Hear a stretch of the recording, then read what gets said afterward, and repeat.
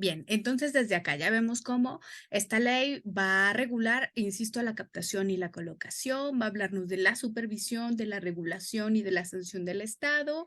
Y bueno, todo esto con la lógica de proteger los intereses de los socios ahorradores. ¿De acuerdo? Voy a ir explicando así lo más rápido que pueda y si alguien va teniendo dudas, pues levantan su manita o si alguien quiere aportar algo, ¿no?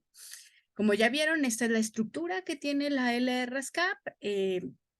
Estos 7 títulos, pues con un mundo de información ahí dentro, ¿no?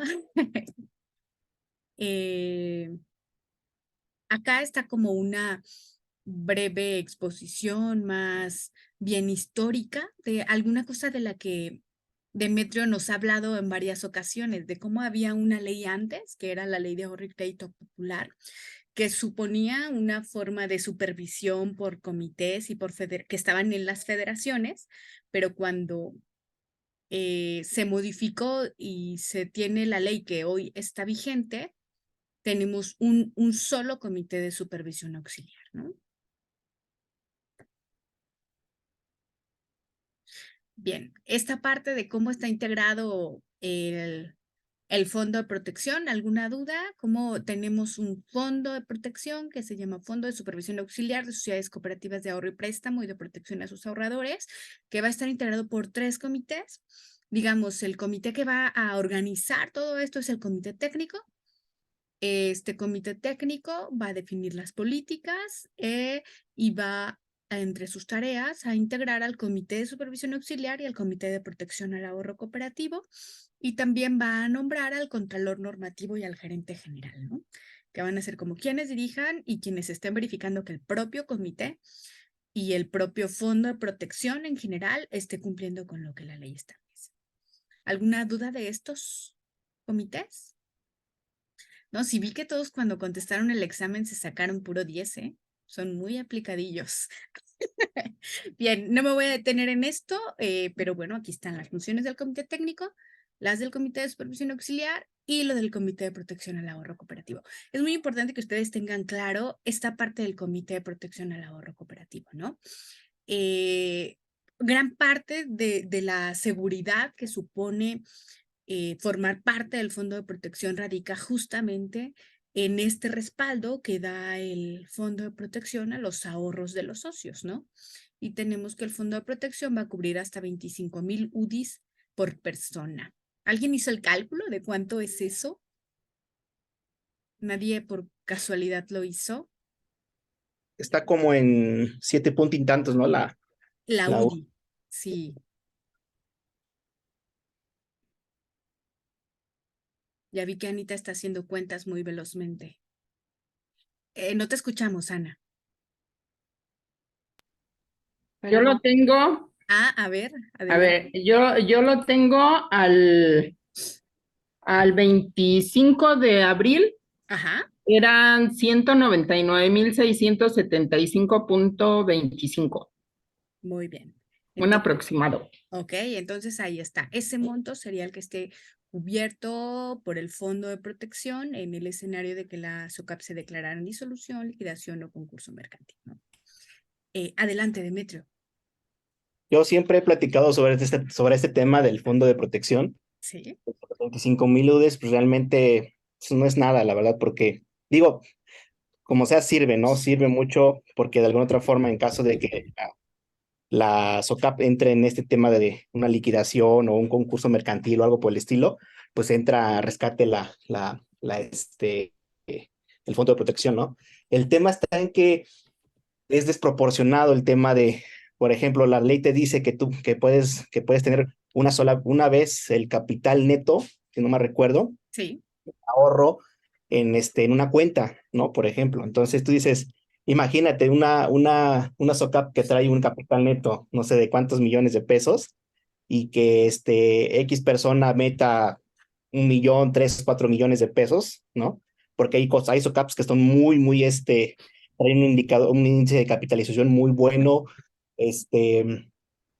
y de alguna otra forma, o sea, su información financiera es relevante, ¿no? Entonces, es desproporcionado cuando dices, oye, son 25,000 UDIs cuando hay personas que te ahorran 300, 400,000 pesos o hasta más de 2, 3 millones de pesos. Y cuando entra una situación así complicada, ¿no?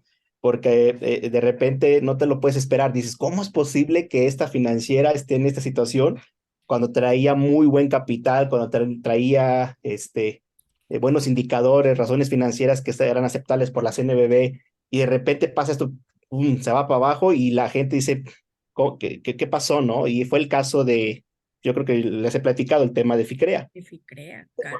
Lógico, no es una SOCAP, es una SOFIPO, pero tienen la regulación es muy similar, y el fondo de protección, para el tema de las SOFIPOS, pues es prácticamente lo mismo, son 25,000 UDIs, no te dan más. Entonces, ahí había gente que ahí tenía 30, 40 millones de pesos metidos, y cuando vino todo esto, dice, ¿dónde está mi dinero? No, pues Había ahí está. instituciones públicas ahí, ¿no? Así Un es, tribunal, me así parece, es, ¿no?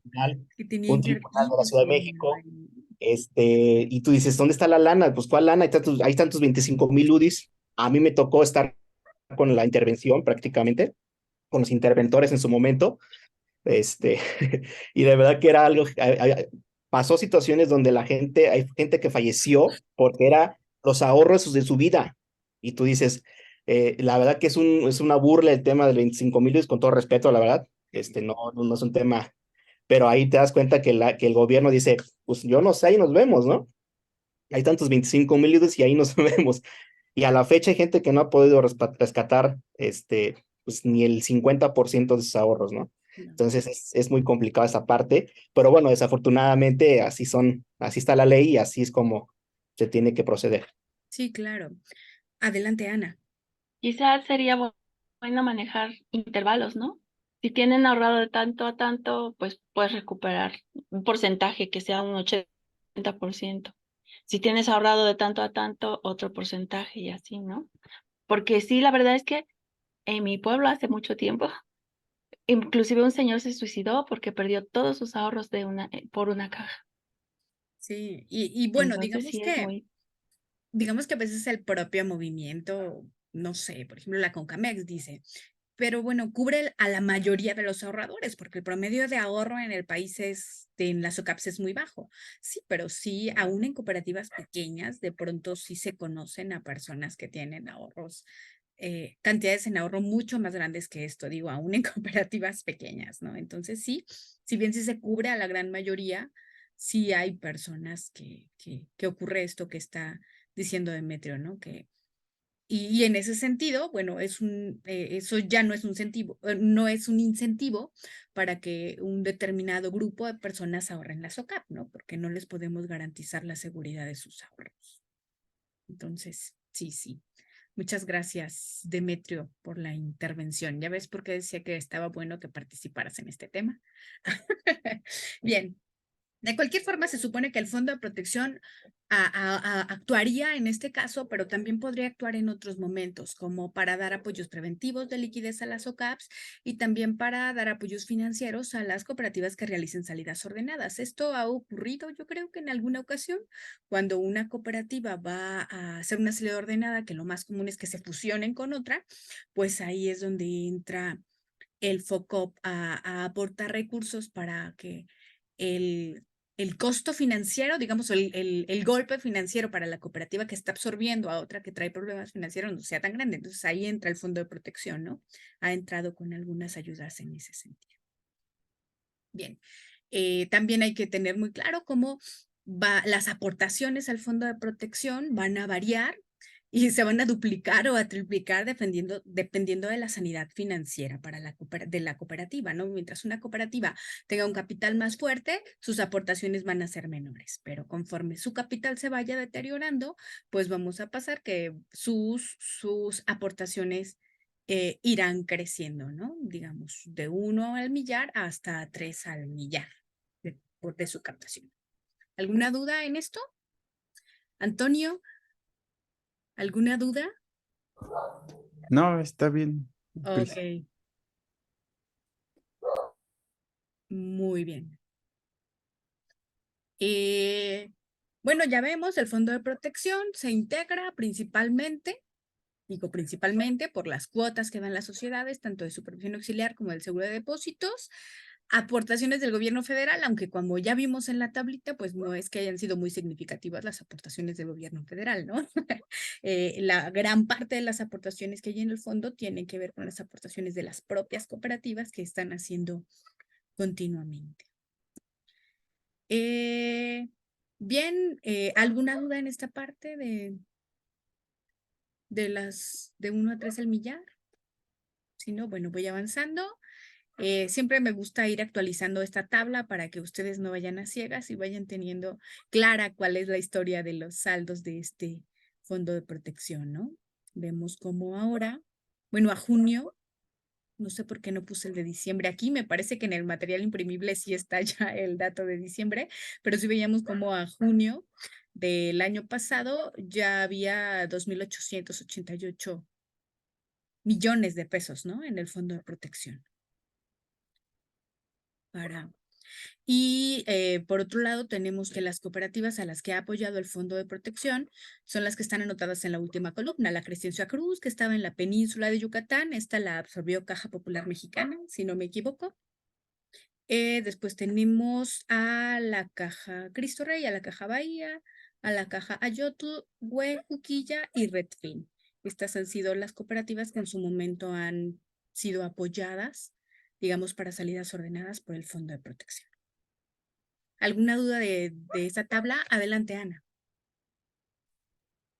Cuando una cooperativa absorbe, como dices, como en este caso la mexicana, la cooperativa mexicana, cuando absorbe, obviamente absorbe sus activos y sus pasivos, ¿verdad? Efectivamente. Si recuerdan, ese es un tema que vimos que sale en la ley general, ¿no? Una cooperativa, cuando absorbe a otra o fusiona a otra, adquiere tanto sus derechos como sus obligaciones. Sí, efectivamente.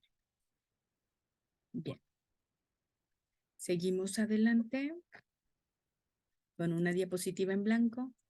Y en alguna duda de esta parte del registro, cuando surgió la LRASCAP, había un periodo,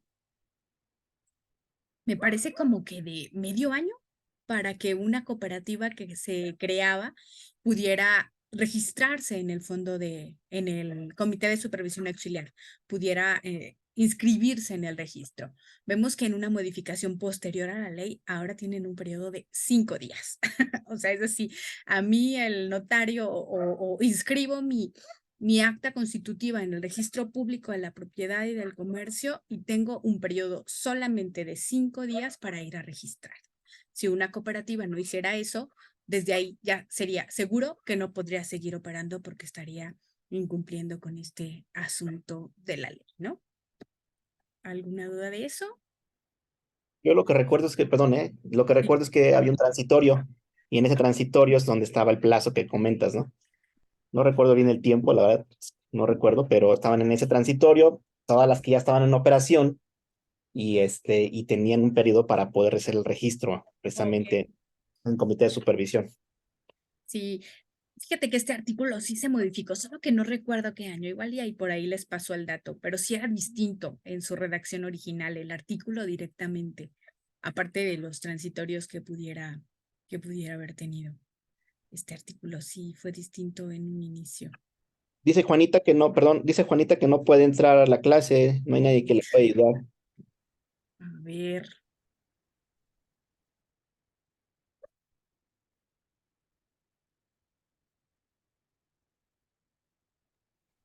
Pero aquí se ve, ¿no, Juanita?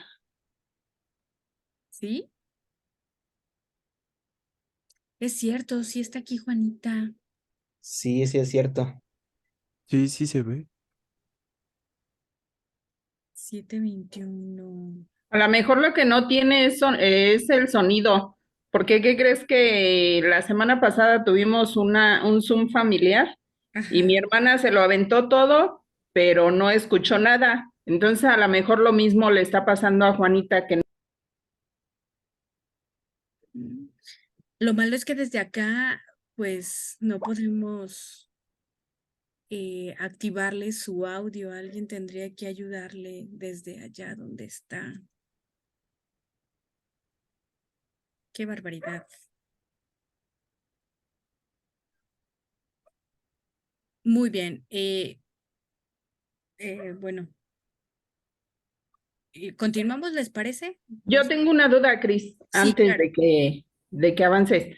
En lo que acabas de mencionar de la disolución y esas cosas, por ejemplo, como dijo Ana, quien absorbe esa cooperativa que desaparece, absorbe sus pasivos y sus activos. Dentro de ese plazo que está marcado en la ley, ¿qué pasa si no se registra o si no dan aviso o no sé en este caso que proceda? ¿Se pierde completamente todos los ahorros de los socios? No, en esta parte de la que estamos hablando, que tiene que ver con que una cooperativa absorbe otra, pues es una cooperativa que ya existe, que ya está funcionando, que ya está autorizada, por ejemplo, para poder entrar en esta parte de los apoyos del Fondo de Protección. Entonces, en ese sentido, ellos no tendrían que registrarse nuevamente. Voy a retomar este caso de la Crescencio Cruz con Caja Popular Mexicana. Caja Popular Mexicana ya existía, ya estaba autorizada, ya estaba funcionando y simplemente al absorber a la cooperativa Crescencio Cruz, bueno, ya no tuvo que hacer un trámite distinto, ¿no? En todo caso, tuvo que hacer trámites directamente con el Fondo de Protección y otra serie de cosas, pero ya no se tiene que registrar. Caja Popular Mexicana sigue siendo Caja Popular Mexicana y eso se sale de esta parte del registro, ¿no? Adelante, Lupita. No te escuchamos. Entonces, la que hace el movimiento para recuperar esos 25,000 UDIs, ¿es la caja que los absorbe? Sí, en este caso sí.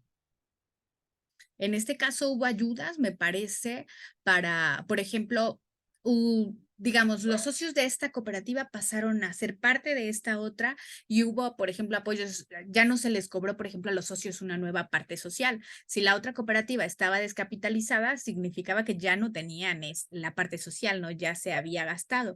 Y entonces parte de lo que se dio fue justamente para absorber eso, para el pago de parte social y para resarcir algunas de las pérdidas que ya traía la cooperativa. Vale. Gracias. Sí, por supuesto que ahí se hacen convenios. Por ejemplo, yo recuerdo que en este convenio con la Crescencio Cruz, lo que se dio, por ejemplo, también fue un plazo para los socios. Se hace una asamblea de socios para que puedan darse estas fusiones y se dio un plazo, ¿no? No, lo que luego los socios quieren hacer cuando pasan por este proceso traumático, diría yo, es pues recuperar sus ahorros lo más pronto posible. Pero eso podría traer problemas financieros para la cooperativa absorbente. Entonces, luego en las asambleas se hacen convenios o acuerdos, ¿no? Ok, sí, yo voy a absorber a esta cooperativa, pero durante un determinado tiempo no voy a estar regresando los ahorros. O sea, sí vas a tener aquí tus ahorros, sí vas a tener acá tu capital, pero no voy a poder no voy a poder de pronto regresarle todos los ahorros a esa gente para que la cooperativa no pueda tener un daño financiero. Vi también eso con la absorción de Caja Popular Mexicana de una que estaba aquí en León que se llama Acremex, ¿no? Los socios de Acremex estaban muy traumatizados por el asunto de que su caja quebró y ellos eso querían hacer, ¿no? Inmediatamente quien los comprara querían recuperar sus ahorros, pero no. Ahí se puso un límite, un plazo para que la gente pudiera regresar o para que la cooperativa absorbente pudiera devolver los ahorros y así no causarle daño financiero a la misma. ¿Sí? Pero bueno, eso se acordó desde las asambleas en las cuales se estuvo planteando digamos, la salida ordenada o el traslado de activos y pasivos. ¿Alguna duda?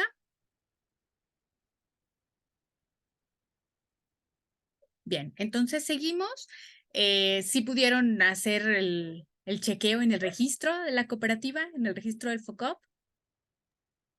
Sí, Sí, Y, a ver, ¿alguien tiene los datos? ¿Cuál es el folio de registro de la cooperativa? ¿Alguien lo supo?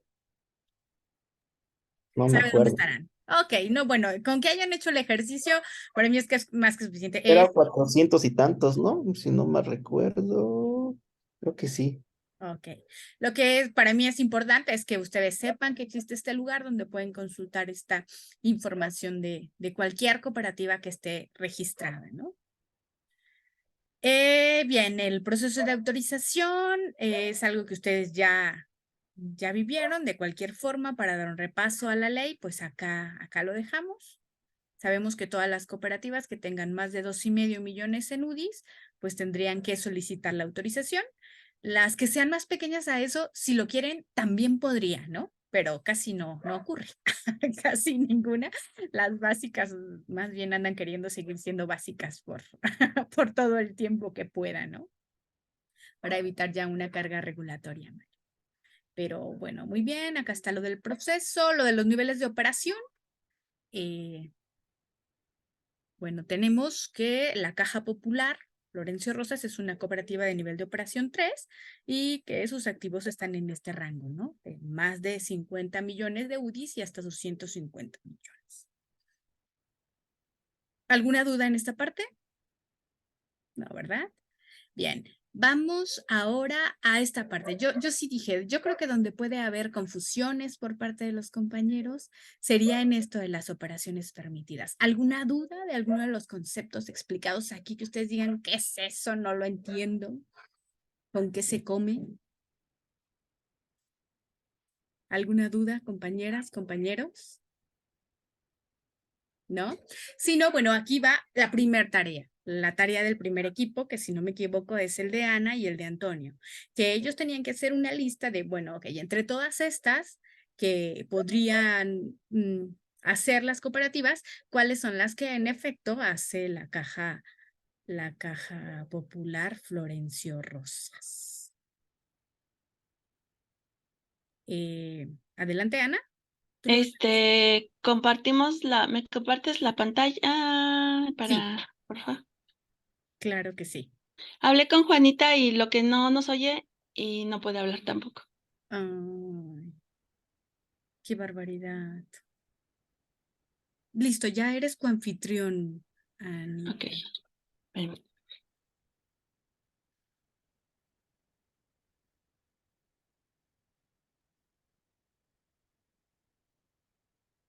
Espérame. Empiezo yo y luego sigue Toño, ¿sí? Muy bien. Bueno, las operaciones que sí realiza la caja son depósitos a la vista de ahorro a plazo, retirables en días preestablecidos o retirables con previo aviso. Ujú, Esto es que pueden ahorrar, tener ahorros a la vista o el cuenta corriente, ¿sí? Y o a plazos, inversiones, ¿no? claro. Otorgar a socios préstamos o créditos, que es nuestro rubro principal. Otorgar créditos o préstamos de carácter laboral a sus trabajadores, que sí lo hacen también.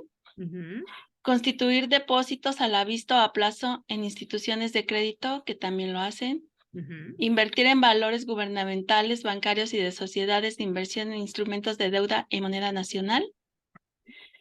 Recibir órdenes de pago y transferencias, eso también lo hacen, sobre todo más bien transferencias. Fungir como receptor de pagos de servicios por cuenta de terceros sin obligación directa o contingente. muy ¿Sí? Toño. El siguiente punto es, bueno, los siguientes puntos son distribuir entre sus socios seguros que se formalicen a través de contratos de adhesión por cuenta de alguna institución de seguros o sociedad mutualista de seguros debidamente autorizada. Celebrar contratos de arrendamiento sobre bienes muebles e inmuebles para la consecución de su objetivo.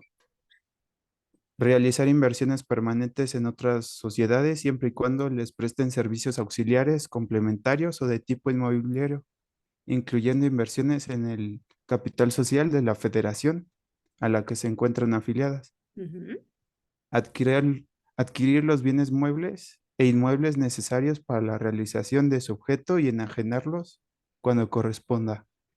Y el último, ofrecer el servicio de abono y descuento en nómina para beneficio de sus socios. Bueno, en el punto de celebrar contratos de arrendamiento, igual ahí yo tenía la duda, pero ya la compañera Ana me explicó que sí lo aplican. ok. Sí, sí, sí, de pronto no todas las sucursales son de su propiedad, ¿no? Hay algunas donde celebran donde rentan como tal las sucursales donde pueden brindar servicios y eso cabe en ese punto. ¿Alguien identificó otra o son todas, compañeros? Pues estuvimos investigando bastante porque había unas que teníamos duda que parecía que sí y que realmente no lo hacían. Por ejemplo, la de donativos. Pensábamos que sí porque decíamos, bueno, reciben donaciones de tapitas y todo eso, pero ya le preguntamos a Juan y nos dijo, o sea, sí las captamos, pero finalmente la caja las está donando. Sí, claro. Entonces, esa era una, digamos, una duda, ¿no? Y la otra que yo tenía que era sobre los seguros, yo decía, no, pues es que yo no he visto que tengan seguros, pero ya platicando con Toño me dice, no, es que cuando te hace un préstamo de un auto, obviamente compra uno y adquiere uno el seguro, y es el seguro que ellos nos están diciendo. Entonces Ok. ya dije, no, sí es cierto. Entonces, ese tipo de detalles, la verdad es que sí estuvimos desechando, de hecho, habíamos puesto más y luego ya fuimos eliminando conforme fuimos investigando. Excelente. Sí, todavía Antonio en la mañana me preguntó de algunas, ¿no? Pero Ujú. sí, muy bien. Bueno, muchas gracias. A ver, Lupita. Lupita dice que sí es su internet. ¿Estás cayendo? ¿Está cortándose, Lupita? Se quedó pasmado y no, y me quedé pensando si era mi internet o era de todos. Creo que fue tu Creo que era la internet. tuya nada más. Sí, Ah, bien, pero ya pudiste vernos. ya regresó. Excelente. Bien, entonces, hasta esta parte de las operaciones permitidas por nivel, ya pudimos identificar pues cuáles son las que le corresponderían a la caja Florencio Rosas. Bien, vamos a seguir ahora con este material también lo dejé, aunque ya sobre este ya no puse exámenes ni nada, solamente era para quienes pudieran leerlo, pudiéramos ir avanzando. Bueno, otra cosa que va a establecer la LRASCAP es que no podemos recibir en garantía de los préstamos los certificados de aportación, ¿no? Digamos, el certificado de aportación es, se pone en un renglón aparte. Esto es lo que la gente hace como una aportación al capital y eso no se considera como una garantía de un préstamo. ¿De acuerdo? Anteriormente muchas cooperativas sí lo hacían, ¿no? Y entonces te decían, te prestamos no sé cuántas veces lo que tienen, considerando la parte social y la tenían ahí. Bueno, no, acá la ley aclara, los certificados de aportación no pueden considerarse como garantía de préstamos, ¿sí? Después, las cooperativas solo pueden realizar operaciones que les estén expresamente autorizadas. No pueden ustedes estar celebrando operaciones que correspondan a un nivel de operación distinto al de ustedes, a menos que lo soliciten. Existe esa posibilidad de que una cooperativa de un nivel de operación menor solicite a la bancaria poder realizar una operación distinta a la de su nivel y si se lo autorizan, entonces podrían realizarlo. ¿Alguna duda de esto? Adelante, Demetrio. Que lo que comentabas de la parte de la garantía con el certificado de aportación, precisamente me tocó ver en algunas revisiones cuando iba a algunas auditorías, que sí, precisamente decían eso. ¿Cómo disfrazaban toda la parte de que no la estaban utilizando? Porque no ignoraban esa parte, o sea, como no la pueden ignorar o no la pueden, digamos, bloquear, Eso. pues decían, no, pues es que yo no la estoy tomando. Sin embargo, cuando hacías tú pues no sé, ¿cómo se llama? La operación y dices, oye, pero es que, por ejemplo, ese tipo de crédito, de acuerdo a tu característica o a las políticas del mismo crédito, dice que le puedes otorgar X porcentaje del ahorro, por ejemplo, ¿no? Y haciendo ya ahí revisión a la fecha, cuando se dio el crédito y cuánto es lo que tenía el cliente en ese momento, perdón, el socio en ese momento de ahorro, pues decías, oye, sí le prestaste la parte también de aportación o del certificado, ¿no? Aunque no la, ¿cómo se llama? Bloqueaban o no la ignoraban, pues por eso es una forma de que se excusaban de que no estaban utilizando o no estaban contemplando la parte de garantía al certificado, ¿no? Y bueno, también lo que comentas de las operaciones, sí es muy cierto también si tú le pides a la CNBV que te permita hacer X separación, pues la CNBV de alguna otra forma hace una revisión, un análisis, cómo está tu capital, cómo está pues tu indicador de liquidez y bueno, todo lo que corresponda, ¿no? De algunas razones o de algunas de información financiera, y con eso te pudiera de alguna otra forma autorizar realizar esa operación. Otro asunto relevante bueno, acá es como una síntesis de la LRSCAP. Si leemos la LRSCAP vamos a ver más detallitos ahí, ¿no? Pero otro tema interesante que plantea la bancaria o que plantea la LRSCAP es, por ejemplo, que siempre van a analizar tu capacidad técnica. Otra vez, yo puedo decir que quiero hacer, no sé, dar tarjetas de crédito, pero primero, para poder autorizar una cosa de ese tipo, habrá que ver, aparte de los indicadores financieros, tu capacidad técnica y tu capacidad operativa. Porque hay cooperativas que de pronto no tenemos ni capacidad. Nuestros sistemas, por ejemplo, no están adecuados ni para clasificar adecuadamente la cartera que tenemos, que son los préstamos más simples, entonces no nos permitirían hacer algunas operaciones más complejas, ¿no? Es otro criterio que la bancaria, entonces, de acuerdo a la LRSCAP, estaría considerando.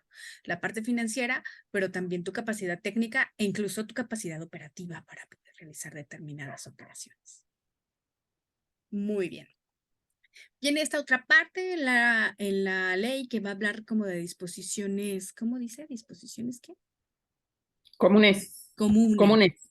Muy bien. Primero, en el artículo 22 dice, bueno, si la Secretaría de Hacienda y Crédito Público elabora programas para el desarrollo de las OCAPs y sus federaciones, bueno, tendrían que estar buscando la participación del propio sector para el acceso a dichos programas, para incluso el diseño de este tipo de programas, ¿no? Estaríamos hablando que estos procesos, de acuerdo a la ley, deberían ser participativos. Bien, después en el artículo 23 vamos a tener esto, que las operaciones siempre deben apegarse a los términos establecidos en los órganos de gobierno. Vamos a ir viendo cómo, por ejemplo, para el crédito vamos a tener que diseñar unos manuales de crédito. En esos manuales de crédito me parece que ya lo habíamos hablado. Vamos a tener unos requisitos, unas características, un procedimiento. Una vez que eso esté establecido, todas nuestras operaciones deben apegarse a esos términos establecidos por nuestro propio consejo de administración. ¿De acuerdo?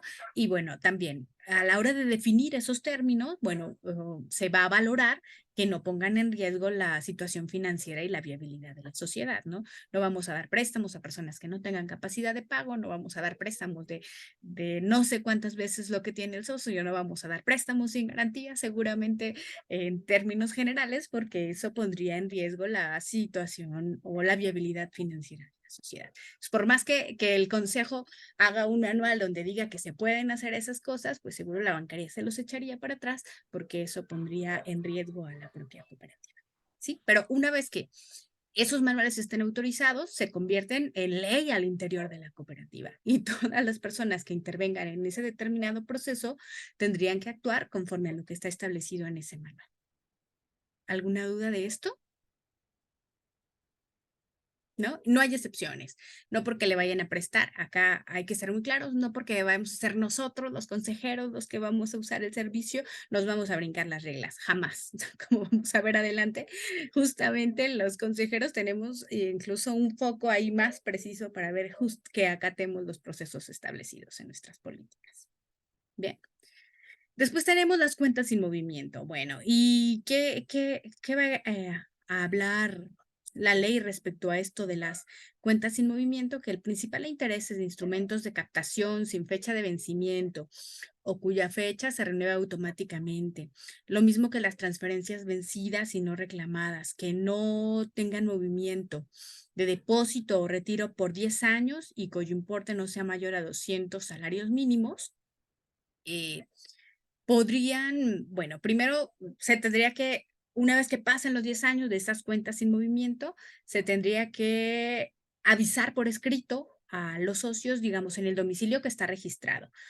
Si hay un socio que ya tiene 10 años sin mover su cuenta y entra dentro de este supuesto, no tendríamos que ir a investigar dónde vive ni dónde está. Simplemente tendríamos que notificarle en el domicilio que tenemos registrado en la cooperativa que está esta cuenta ahí y que tendría que venir a a hacerse cargo de la misma. Después de eso, de notificarlo, bueno, vamos a tener 120 días donde vamos a informar a la bancaria. A ver, a pesar de que le avisamos a las personas, estas personas no vinieron y entonces se notificaría a la bancaria en los primeros meses del año y este monto de estas cuentas pasaría a favor del capital de la cooperativa. Demetrio, adelante. Tengo duda con respecto a si prescriben a favor del capital de la cooperativa, porque yo comúnmente lo que he visto en la ley es que prescriben a favor de la beneficencia pública. O en la ley se menciona específicamente que es a favor de del... ¿Sí? Ok, de Sí, acuerdo. en Sí, porque las en otros... SOCAPs. Pero si ustedes recuerdan, hace unos meses, en otras instituciones financieras, estuvo el tema en discusión. Eso se tocó en la Cámara de Diputados o en la Cámara de Senadores, justamente, que en los bancos y en un determinado tipo de instituciones eso se fuera a favor de la beneficencia pública. Pero para el caso de de las SOCAPs, en la LRASCAP, se establece que van a favor del capital de la cooperativa. Buenísimo. Sí, sí, sí. Sí, Ya claro, veo. al final termina fortaleciendo a la propia Claro. institución que en sí mismo, pues no es beneficencia pública, pero es para beneficio de la propia comunidad y los propios, para beneficio de la comunidad, no de la sociedad. Sí. Bien, ¿alguna duda de esto? No, a ver, déjenme ver ahí mensajes en los chats, no sé si haya algo nuevo. Juanito se Doy la perdió la bienvenida, mesa Juanito. directiva. Juanito, ¿cómo estás? Disculpen la hora, aquí con siempre un gusto escucharlos, la voy incorporando y ya parece que no los voy a dejar un buen rato hasta que terminemos el curso. Ya acabamos de lo feo. Ah, no digo lo bonito de las asambleas. Ya te extrañábamos en las sesiones, Juanito. Bueno, pues creo que desde que empezó este curso casi no pudiste, ¿no? Es que los agarramos en plenas asambleas. Sí, Pero nos él nos tocó. apoyó al hacer En las a la tareas. hora la tarea. Qué bueno que estaba ahí para ustedes. Excelente. Bien, entonces, bueno, seguimos. Vamos a ver qué dirá el artículo 25. Bueno, que los contratos y los documentos en los que se hagan constar los créditos junto con los estados de cuenta, certificados del contador, bueno, podrán llevarse a juicio en un determinado caso, ¿no? Podrán servir a la cooperativa para documentar el crédito y para así poder llevarse a juicio y poder, bueno, digamos, demandar el pago de la deuda de los socios. Adelante, Demetrio. Nada más te digo, ahí lo que yo sé y lo que conozco por el área legal que trabajo es, en el caso del contrato siempre es por la vía civil y en el caso del pagaré es por la vía mercantil, ¿no? Porque prácticamente el pagaré es un título de crédito, ¿no? Claro que sí. Excelente. Pero las dos cosas pueden servir, ¿no? Para hacerlo valer. Excelente. Muchas gracias. Vamos ahora a esto que creo que hubo una tarea relacionada con esta. Si quieren, primero lo explico y luego ya nos cuentan lo que hicieron en la tarea. Bueno, tenemos esta parte de las personas relacionadas. Ya les decía, cómo lejos de que el consejo de administración diga, ay, como somos consejeros, vamos a brincarnos todas las reglas. Vamos a ver cómo la ley, justamente al estar enfocada a cuidar los intereses de los ociosos ahorradores, va a poner especial atención en las personas relacionadas, que son aquellas que con su firma o que son aquellas que de actuar mal podrían afectar a la cooperativa, ¿no? ¿Quiénes son esas personas relacionadas? Ya lo tenemos aquí, miembros del Consejo de Administración, de Vigilancia, del Comité de Préstamos, así como auditores externos. De la misma forma, cónyuges o personas que tengan parentesco, por consanguinidad y afinidad en línea recta en primer grado y consanguinidad y afinidad en línea colateral en primer grado civil, así como funcionarios, director o gerente general y de segunda línea de la jerarquía de la sociedad y personas que con su firma puedan obligar a la sociedad. Puse aquí este esquemita como para tratar de explicar eso de manera más clara. Todas estas personas, más sus padres y sus hijos, ¿no? Es algo así. Bueno, estas serían las personas relacionadas. ¿Qué pasa con esas personas relacionadas? Algunas veces decimos, cuando llego a este punto, los consejeros dicen, o las socios dicen que no son consejeros todavía, ya no quiero ser consejeros porque de seguro no me van a poder prestar. Y no, Por supuesto que se pueden otorgar préstamos a los consejeros, pero vamos a tener que seguir o cumplir lo que está establecido aquí en la ley, ¿no? Vamos a tener que añadir ahí algunos requisitos. De entrada, esta parte. Cada que haya una asamblea, no sé si a ustedes les suene familiar, ustedes que acaban de ir a la asamblea, debe haber un momento en la asamblea en que se le informe el monto agregado de préstamos a personas relacionadas y la situación de esos préstamos. Usualmente se dice, se tiene tanta cantidad colocada a personas relacionadas y todos están al corriente. Y si no todos están al corriente, pues entonces se tiene que decir y tenemos tanto por ciento de esos préstamos con un atraso de tanto tiempo, ¿no? Esto se tiene que avisar a la asamblea. ¿Recuerdan ese momento en la asamblea pasada? ¿Sí lo recuerdan? Eso no lo mencionaron. Que yo recuerde, no hubo una mención de personas relacionadas. Sí, sí lo pusieron, de hecho viene en el balance. Ok. Y sí dice ahí, en el informe que nos dieron, también dice ahí cuánto es en total. Es en términos generales, pero sí lo dicen. Sí, de hecho es lo que la ley dice. En términos generales, no vas a decir, y Juanito debe tanto, y Lupita debe tanto, y Demetrio debe tanto, y Anita debe tanto. No, simplemente se va a decir a todas las personas relacionadas se tiene colocado tal cantidad y están al corriente o no están al corriente. Es lo que la ley solicita y esto como en términos de total transparencia, ¿no? ¿Qué más dice? Bueno, acá creo que sí ya tiene que ver con el procedimiento. ¿Les parece que mejor le dé la voz al equipo que hizo esto? Que serían, me parece que fue Lupita. ¿Sí fue Lupita y Demetrio? No, es Juanita, Dolores y Demetrio, un servidor. Ah, ok. ¿Te comparto o lo explicas o cómo hacemos? Sí, te Si doy me permiso, ¿verdad? compartes, tú puedes ver el documento que subí, sí, ¿verdad? A la Sí, plataforma. sí, entonces ¿quieres que yo lo comparta? Creo que aquí Sí, lo... por favor, Denme un qué momento. amable. Me Y lo parece, bueno, está descargué. Juanita aquí, pero desafortunadamente no puede escucharnos ni hablar. Entonces, pues bueno, yo voy a explicarlo un poquito. Sí, personas relacionadas. ¿Ya bien?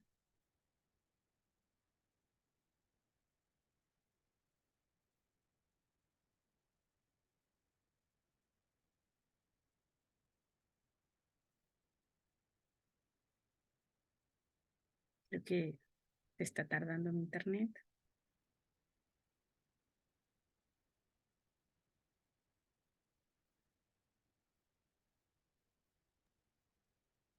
En lo que está tu internet. Una pregunta, ¿verdad que nosotros no podemos ver los trabajos de los demás? Según yo sí podría, ¿no los pueden ver? No. ¿No han intentado? Sí, bueno, yo he entrado y buscado, pero no se ven. No sé cómo. Tengo que, según yo lo configuré para que todos pudieran ver. Pero voy a revisar en los permisos, a lo mejor y está bloqueado de alguna manera. Si me dan oportunidad no les digo que este fin de semana, pero el martes lo hago. ¿Vale? ¿Ya se puede ver, Demetrio? Sí, listo. Si lo puedes hacer un poquito más, digo, bueno, está bien así Más porque creo grande, que, si no, quieres. más chiquito para Ah, que se más vea chiquito. perfecto, pero no sé si también alcance a verlo. Bueno, yo creo que sí. ¿Si alcanzas? Sí, ahí está bien, ahí está bien. Sí, a ver, todavía lo Ahí puedo. está bien, ahí está, ahí está. Ahí, yo digo que está bien. Ok, adelante. Bueno, pues, prácticamente el equipo 2, que es Juanita, Dolores y un servidor, pues generamos este pequeño diagrama, porque así lo comenta el estudio o La tarea. la tarea, el curso, ¿verdad? Sí. Y pues bueno, lo que nos pedía es que habláramos sobre las personas relacionadas. ¿Quiénes son las personas relacionadas en una cooperativa, no? Ujú. La SOCAP. Pues como ya comentaste, las personas relacionadas son aquellos que son consejeros, que son miembros del Consejo de Administración, de Vigilancia, incluso habla de funcionarios, que quién es el funcionario, pues se le considera al director general o al gerente general. Y como ves, pues tomé tu diagrama, que está aquí de las personitas. Sí, muy bien. Y como decía, ¿no? O sea, ¿hasta qué nivel va? Pues el primer nivel jerárquico, perdón, línea recta y horizontal, ¿no? Por consanguinidad, papás, hijos, También a quién se les considera, pues como te decía, algunos miembros del comité, de algunos comités, ¿verdad? Bueno, en este caso creo que menciona que el comité de crédito como tal. Sí. ¿Cómo se procede a realizar un crédito a este tipo de personas? Pues bueno, nos dice la ley o nos dice la LRASCAP que los créditos relacionados solamente se deben de dar a estas personas y que debe de ser en las mismas condiciones como si fueran un socio, ¿no? No puede haber condiciones por ser trabajadores o por ser miembros del consejo, por ser miembros o ser el director general, pues se le va a dar a lo mejor una tasa mejor o un mejor plazo. Son en las mismas condiciones que se le da a un socio, ¿sí? Posteriormente nos dice la misma ley cuánto es lo que pueden acceder. Nos dice que el Consejo de Administración debe de autorizar aquellos créditos que son mayores a 100,000 UDIs o el 2% de capital social. Dice la ley el que sea menor, ¿no? Entonces, es cuando pudiera intervenir la autorización por parte del Consejo. Nos dice también que aquellos consejeros que pudieran tener un conflicto de interés no se deben de abstener de participar de alguna otra forma en la autorización o en el análisis de crédito para ese tipo de personas, ¿no? Personas relacionadas. Adicional, también nos dice que la persona relacionada no podrá obtener más de una sola vez o más de una vez al año un crédito cuyo importe no rebase esta cantidad, o sea, los 100,000 UDIs o el 2% del capital social, ¿sí? Y como ya comentaron, la mayoría o la totalidad de estos créditos relacionados no puede exceder el 10% de capital contable. Y también ya como se comentó, se tiene que mencionar a la asamblea el monto total de estos créditos relacionados, ¿no? Dice que no es necesario que se tengan que ir a detalle, no tienes que mencionar nombres, no tienes que decir quiénes son los que han obtenido este tipo de créditos. Otra cosa que también considera la ley, dice que las operaciones relacionadas también es cuando se realiza a través de una persona o un fideicomiso donde la fuente de pago dependa de una persona relacionada, o sea, que tenga ese vínculo, ¿no? Les llaman vínculos patrimoniales, podemos decirlo así, y también no se consideran operaciones relacionadas a los créditos de carácter laboral que la misma SOCAP entrega o otorga a sus trabajadores. Entonces, eso es lo que en grandes rasgos es el crédito para personas relacionadas. Yo recuerdo cuando hacía el análisis de Estracito, Estracito en el comité de supervisión, pues mucho de esta información se revisaba a detalle porque precisamente es algo que pudiera generar algún riesgo a la SOCAP o a la cooperativa por otorgar créditos que vayan en contravención a la normatividad, ¿no? Efectivamente. Eso es todo. Y es muy importante esta parte que dice Demetrio, desde el punto de vista como supervisor que fue, la primera relación que tiene el supervisor es esta extra situ, ¿no? No in situ. Y bueno, ¿qué es lo que revisa el supervisor cuando está haciendo esto? Las actas. Entonces es fundamental y es una de las cosas a las que yo siempre invito a los consejeros o a las cooperativas a que traten de documentar todo debidamente en actas. Hay ocasiones en que en efecto en las reuniones del consejo se habla de los temas, pero luego no se registra debidamente en actas. Y bueno, ¿cuál es el elemento que tiene el supervisor en las actas? Si algo no está en el acta, no ocurrió. Por más que ustedes digan, sí lo revisamos, sí lo analizamos, sí estaba todo debidamente hecho de acuerdo a lo que establece la ley, para poder decir eso, un paso fundamental es plasmarlo en un acta y que esa acta esté firmada por las personas que debe estar firmada. Visto desde ya, me encanta por eso ver a Demetrio desde el punto de vista de un supervisor, pero también he visto muchas cooperativas muy angustiadas por lo contrario, porque es que de verdad si revisamos ese manual, mira, aquí está nuestra firma, y yo, ok, sí, pero no hay un acta donde diga que ustedes lo revisaron, no lo plasmaron en el acta, y entonces, aunque el manual esté firmado, para la autoridad ustedes nunca, no hay una evidencia de que el consejo haya cumplido con su función, ¿no? Entonces ahí ustedes tengan mucho cuidado en eso. Siempre que se trate de autorizar una cosa que esté en la facultad del consejo, tenemos que tener todo el cuidado del mundo de que eso quede establecido debidamente en actas, ¿no? Yo sé que puede sonar muy simplón, pero de verdad es fundamental y podría ahorrarnos un montón de dolores de cabeza. ¿Sí? Ana, adelante. Creo que ya se debería de actualizar un poquito más y hacerlas, en lugar de actas, a lo mejor grabar, ¿no? Las reuniones. ¿No sería práctico? Pues no me imagino a los supervisores teniendo que revisar todos los videos de las Videos, sesiones, ¿no? Imagínate, hay 150 y ¿cierto? tantas cooperativas autorizadas, yo creo que no les daba la vida para, para estar supervisando cada uno de los videos. Cierto.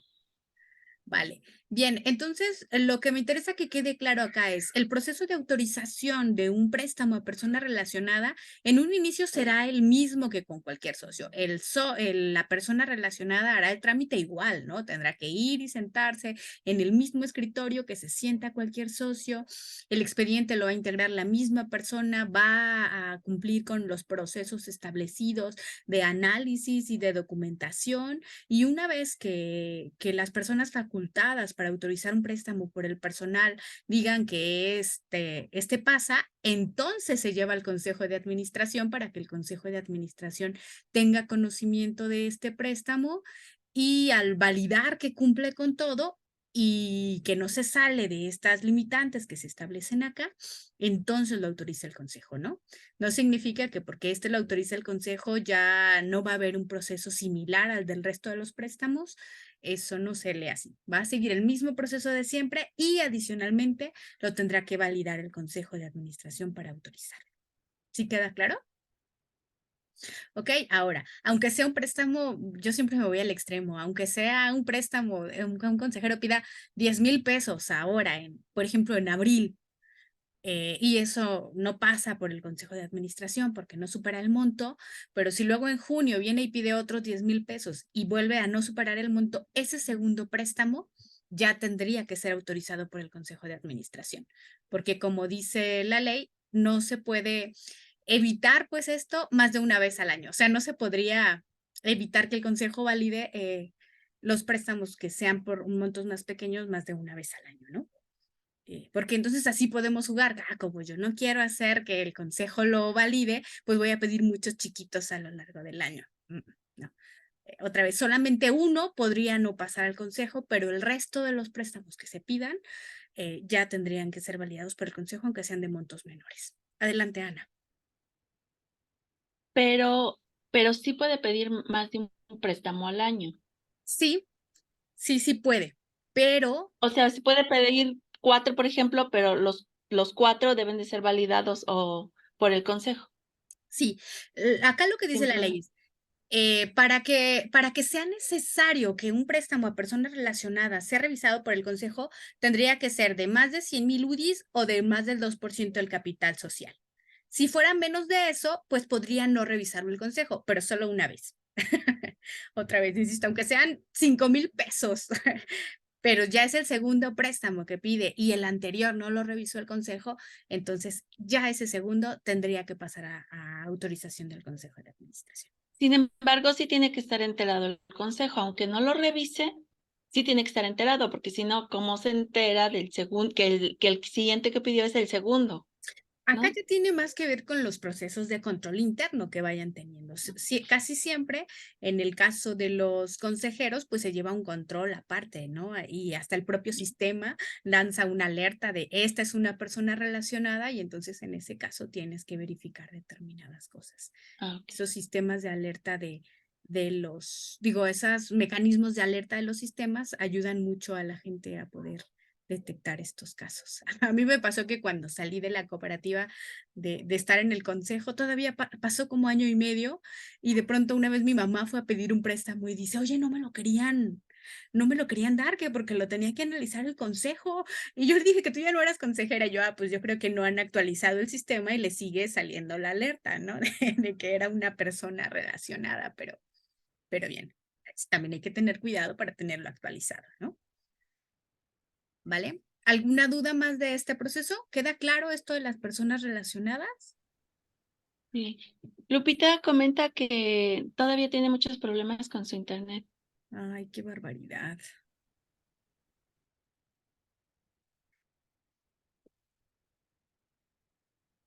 Antonio, ¿alguna duda? Lilian. No, está bien, Cris. Ok, Tampoco, todo bien. ok. Seguimos adelante entonces. Vuelvo a compartir la anterior. Mm, bien, entonces ya está toda esta parte de las operaciones con personas relacionadas. Bien, llegamos a esta otra parte.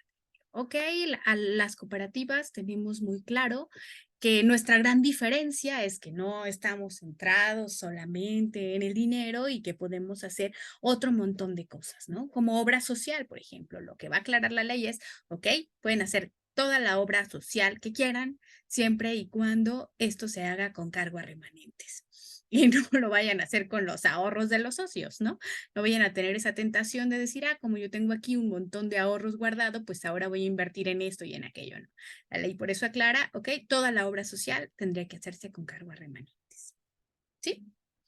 En esta lógica de cuidar los recursos de nuestros socios.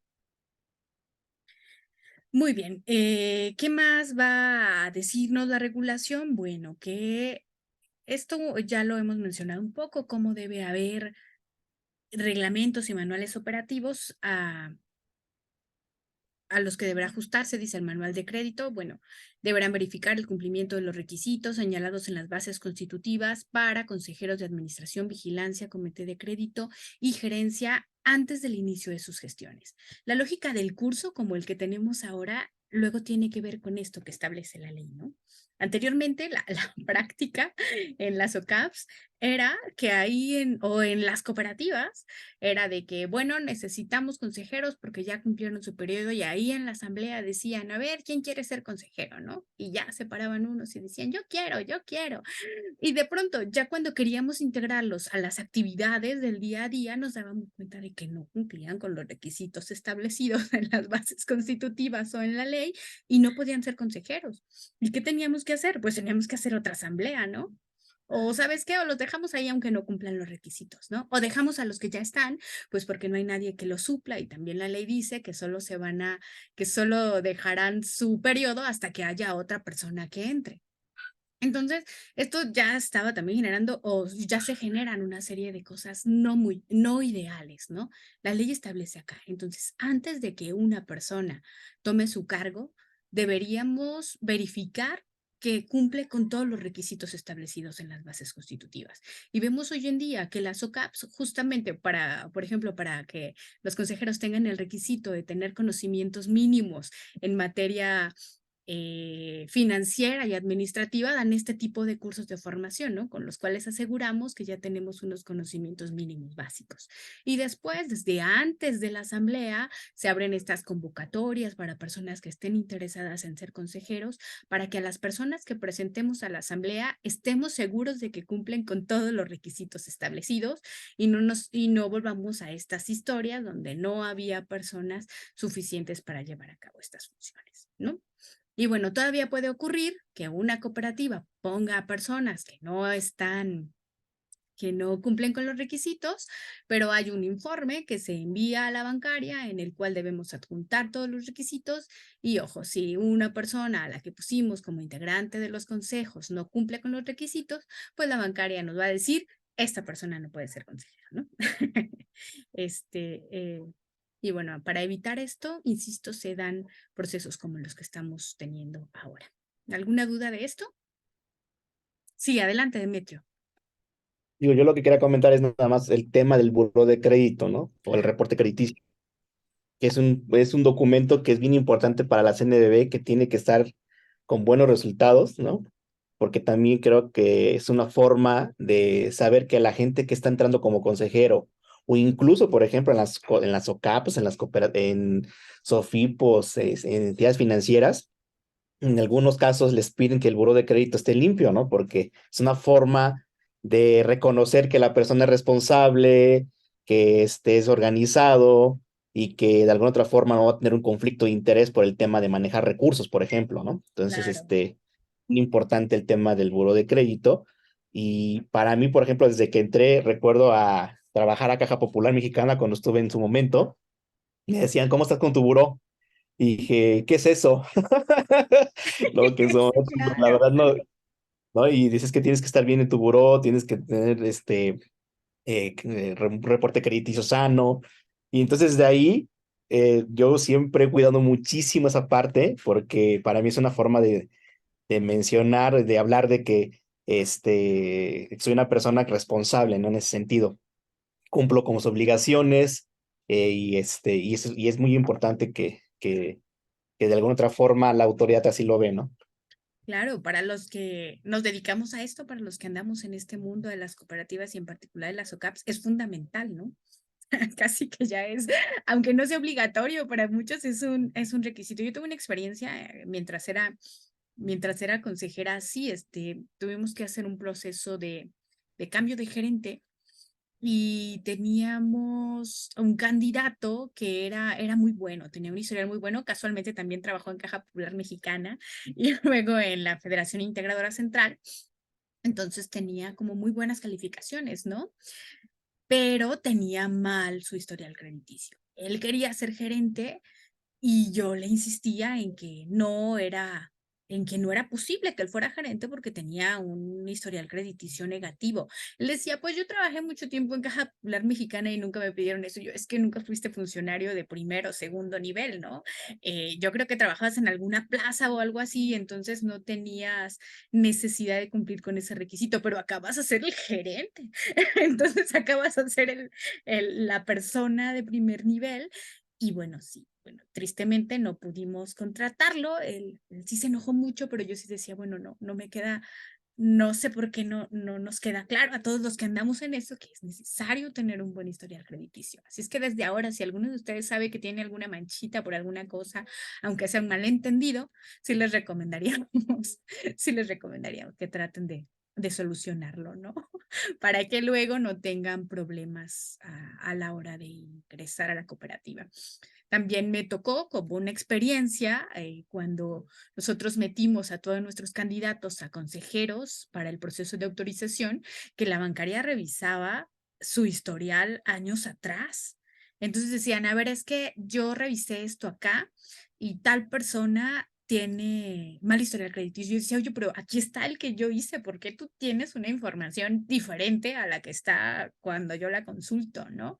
Y él me decía, porque yo tengo esto lo sacamos a la fecha en que solicitaste la autorización y como tuvimos un proceso como de un año, año y medio para que nos autorizaran, entonces nosotros enviábamos las más recientes y ellos decían, no, tengo que considerarte esta que es la histórica y aquí tal persona estaba en buró y por eso no te puedo autorizar en esas condiciones. O sea, tendrías que presentarnos a todos tus integrantes con un historial crediticio. Entonces sí, sí es importante esto. Y porque al final, yéndonos incluso al sentido común, pues si es una persona que tiene un montón de deudas y acá lo vamos a poner en un cargo en el que puede administrar dinero, creo que sería una gran tentación, ¿no? Creo que sería una tentación muy grande el poder solucionar sus problemas de esta forma. ¿Algún comentario adicional a esto? ¿No? Tenemos este siguiente tema, me parece que era Lupita, ¿y quién más sería? ¿Lilian? ¿Eras tú? El asunto de las bases. Sí, sí. Lupita está teniendo problemas de conexión. ¿Quieres tú compartirnos esta parte? Sí. A ver Primero quiero. si no me quedo atrás. Ay, ay, ay. Ok. Bueno, Déjame dejar de la compartir y te doy permisos. sí, la comparto y tú inicias, Lupita, Claro que o sí. ahorita que tienes internet bien. Sí, ya te di permisos, Lilian. Ok. A ver, espérenme tantito, ¿eh? Sí, claro.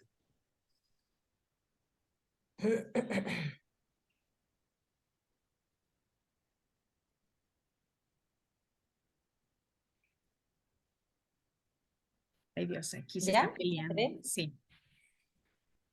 Bueno, nosotros hicimos este trabajo. Tuvimos muchas dudas, nosotros no nos fuimos a consultar a otro lado, la verdad fue algo que nos falló, pero sí tuvimos muchas dudas porque en sí no hay unos pasos a seguir en la ley o en la LRASCAP donde nos indique cómo vamos a hacer unas bases constitutivas. Entonces nos fuimos a constituir una sociedad cooperativa. O sea, pensando en que pues el primer punto es definir el tipo de cooperativa que tenemos que hacer, ¿no? ¿Cómo lo vamos a hacer? Que si va a ser de uno o de otro tipo. En este caso, pues se habla de un tipo de cooperativa de ahorro y préstamo, una SOCAP. En el punto 2, bueno, el punto siguiente sería integrar a los miembros de la cooperativa. Para las sociedades de consumidores o productores se requiere un mínimo de 5 personas, pero para las de ahorro y préstamo se necesitan al menos 25 miembros para que podamos formar o ser parte de tener ya nuestra cooperativa. Determinar los derechos de los cooperativistas es en el punto anterior nos faltaría también, bueno, les pediríamos las identificaciones y sus datos generales para integrar bien nuestra acta constitutiva, que al final de cuentas es lo que viene siendo nuestras bases. De ahí tendríamos que determinar los derechos de los cooperativistas. Un voto, un socio. O sea, en cada, se reconoce un voto por cada socio independientemente de sus aportaciones. La ley exige que haya igualdad de derechos y obligaciones de los socios, sea LGTB, mujer, hombre o X, ¿no? En el punto 4 de este trabajo es constituir la Asamblea General, que va a ser nuestro órgano supremo, que va a ser donde todos los asuntos importantes de la sociedad se van a discutir, se van a votar, se deciden todos los acuerdos que van a obligar a los socios, a pues, las leyes y su reglamento interno debe de estar integrado también ahí. O sea, deben de autorizarlo los socios. En el punto, bueno, nuestro siguiente paso sería elegir a los miembros del Consejo de Administración.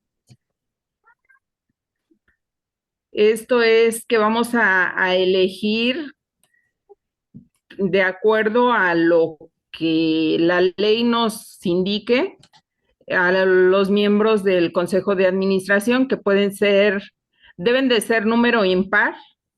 En el caso de la cooperativa Florencio Rosa son 7. El Consejo de Administración es el órgano ejecutivo, va a ser designado precisamente en esta primera asamblea y de acuerdo a las bases que aquí se vayan a manejar. Y en el punto 6 es designar, o sea, ya aquí, primero vamos a elegir un capital de miembros, un capital de socios que nos ayude a elegir de ese capital los 7 que van a integrar nuestro consejo.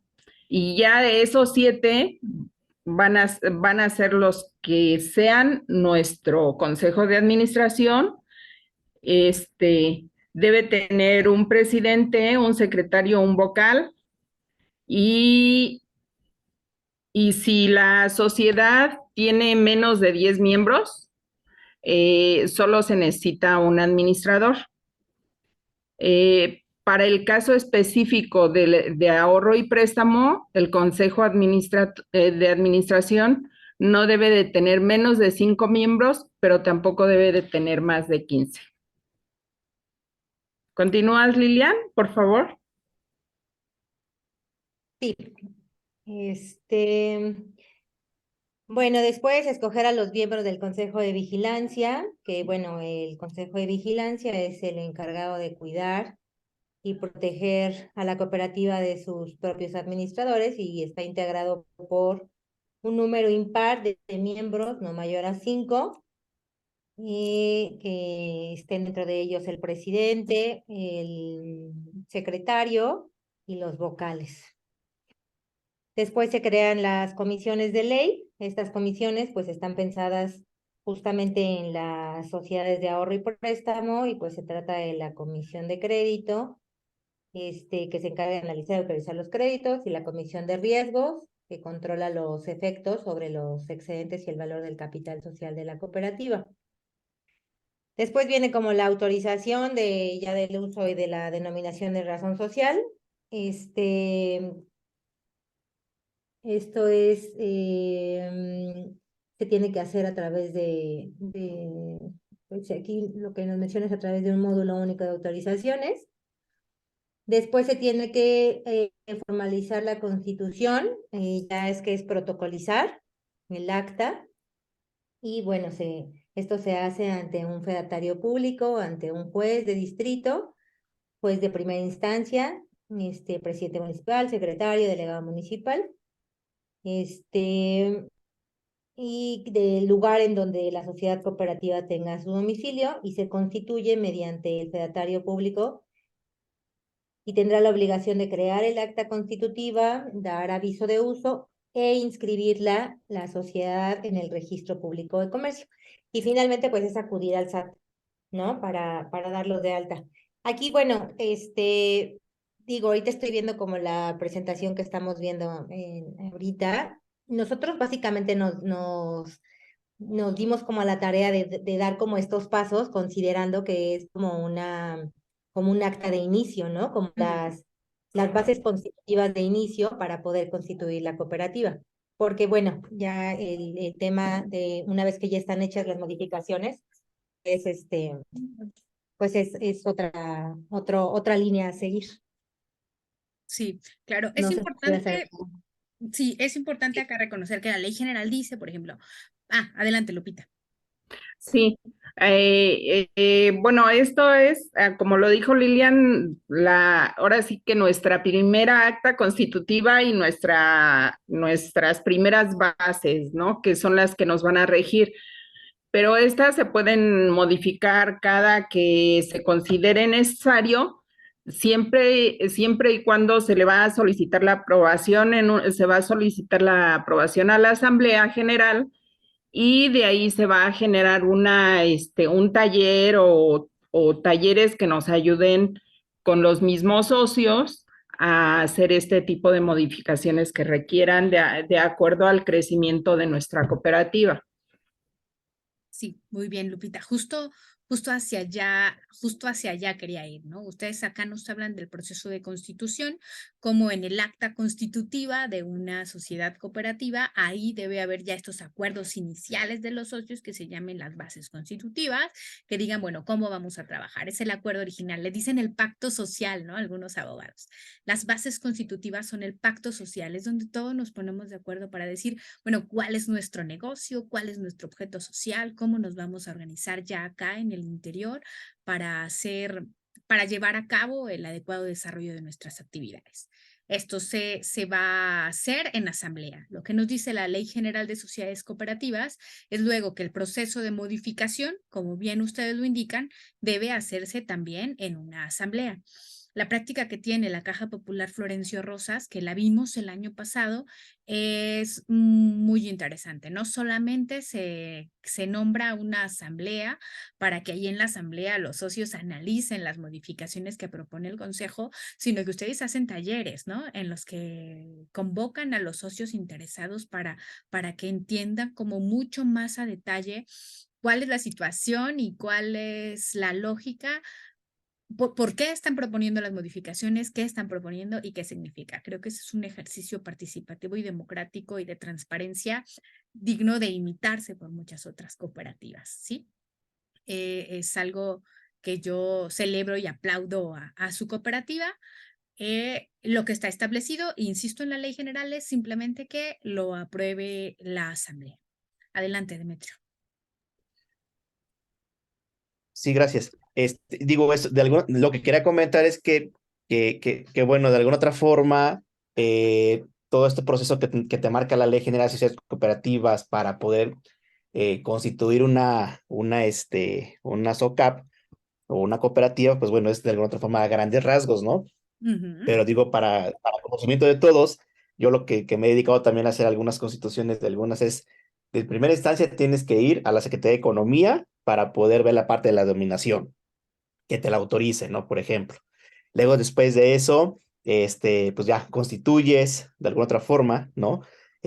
Puedes incluso a lo mejor tener que pedir algún permiso ante la UBA, de la Unidad de Banca y Valores, para el tema de palabras reservadas como la parte financiera o crédito, cuestiones que son palabras de repente muy complicadas o que son exclusivas de alguna ley.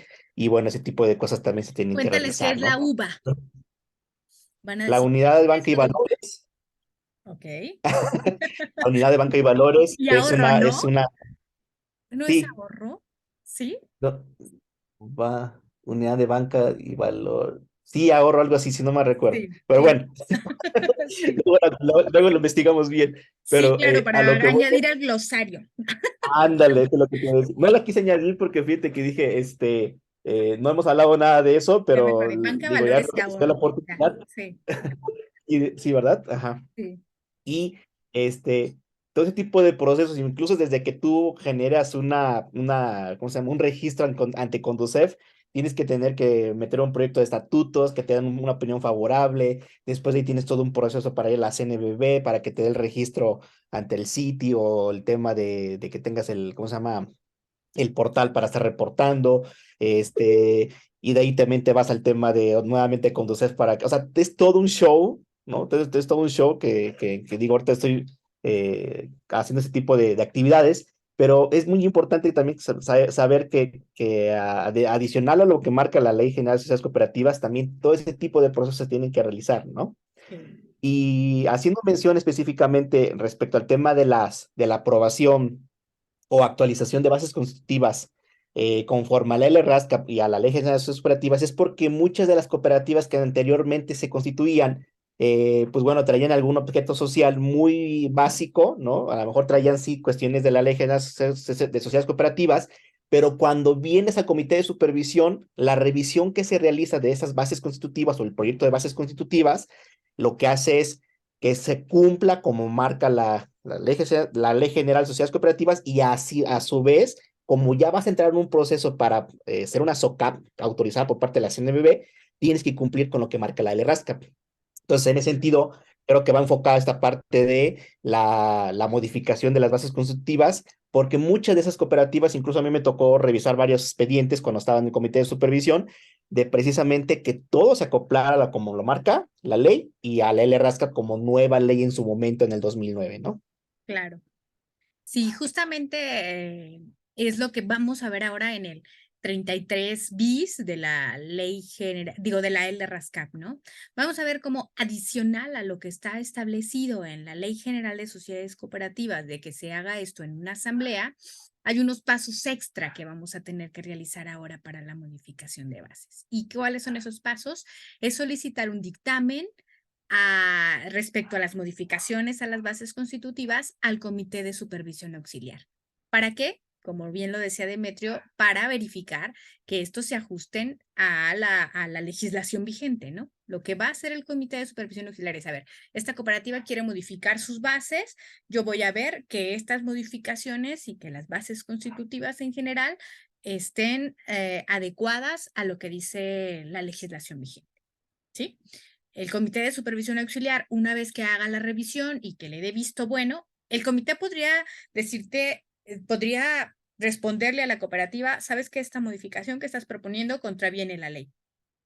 Ahí está. Primero tendrías que llevar este proceso para que el comité de supervisión dé un visto bueno. Luego, ¿qué sigue?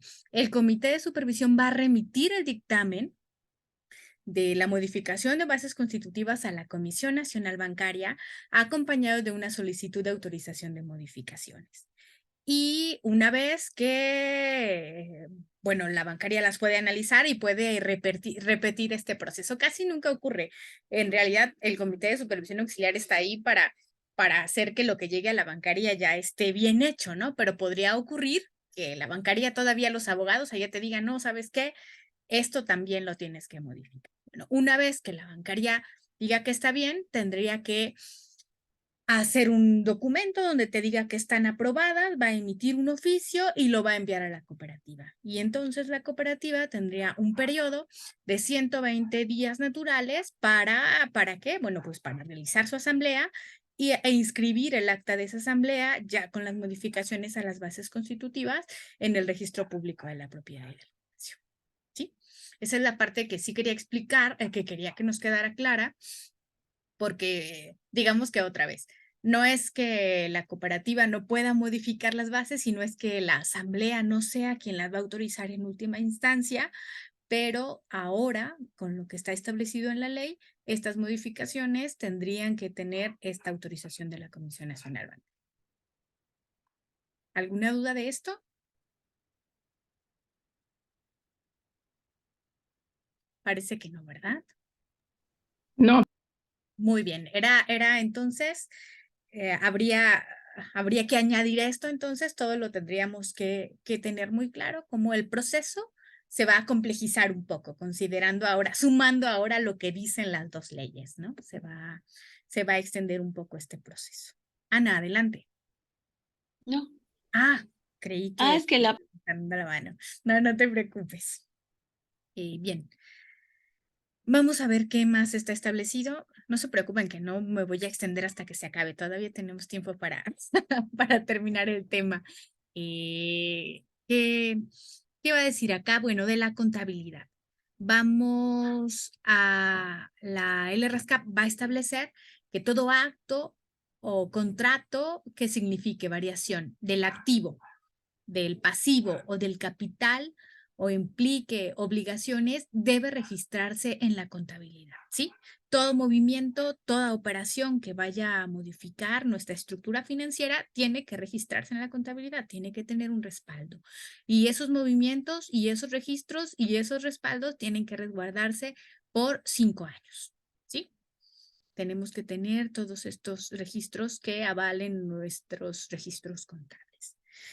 Hay la posibilidad, y esto está establecido de manera mucho más detallada en las disposiciones, pero la posibilidad de que las cooperativas puedan microfilmar o grabar en discos ópticos sus registros, siguiendo, claro, unos criterios establecidos, y estos tendrían el mismo valor que los registros físicos, ¿sí? Digamos que ya cooperativas muy grandes y muy antiguas van teniendo grandes problemas para poder archivar todo lo que tiene que archivar de respaldos, entonces se da esta posibilidad de tener archivos de esta manera, ópticos, ¿no?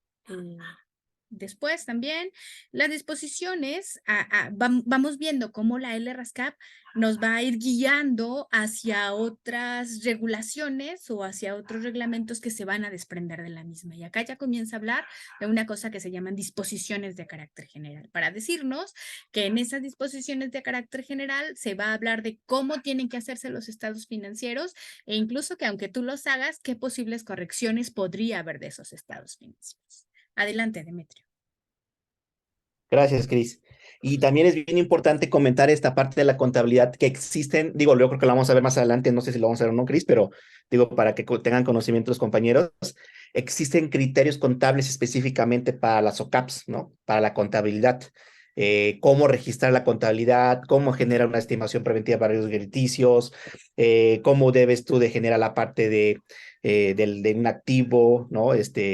Todo lo que es desde todo el balance general, estado de resultados, la composición del capital, y no recuerdo otra por ahí, pero toda la parte esto de criterios contables, es muy específica esa regulación para el tema de cómo contabilizar en una SOCAP, ¿no? Porque no es lo mismo como si llevaras una, por ejemplo, empresa, ¿no? Que una SA o una SAPI, a que tengas criterios contables específicamente. Y algo que, por ejemplo, sucedió, yo creo que no me va a dejar mentir, Chris, es el famoso EIRE, no sé si lo han escuchado, el efecto por incorporación, ¿no? Y que es otro término que hay que apuntar por ahí en el glosario.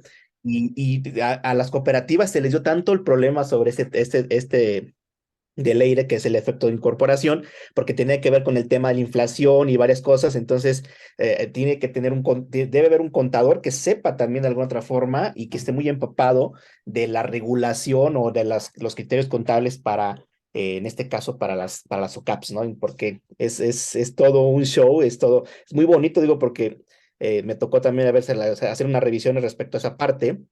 Como auditor ves muchas áreas, digo, pero siempre te especializas en otras, que en mi caso me especialicé en la parte de PLD, pero también trabajé con varias otras áreas y hay tantas cosas que tenemos que se tiene que revisar, que es muy, muy, muy padre, ¿no? Claro. Sí, no vamos a irnos tan a detalle en el tema contable, pero sí vamos a revisar algunos de estos aspectos. Sin duda, cuando hablemos de cómo se integra el capital, vamos a tener que tocar el tema del EIRE, ¿no? Del efecto. Sí, vamos a hablar alguno de los criterios contables, me parece que es el penúltimo tema. Entonces ya desde acá, bueno, vamos apuntando que todo eso que vamos a ver en cuanto a contabilidad va a ser una cosa que se desprende de la LRASCAP y particularmente de un documento que son las disposiciones de carácter general. ¿Bien? ¿Alguna duda de eso? Después No. después tenemos esta parte de las facultades de las autoridades y vamos a tener que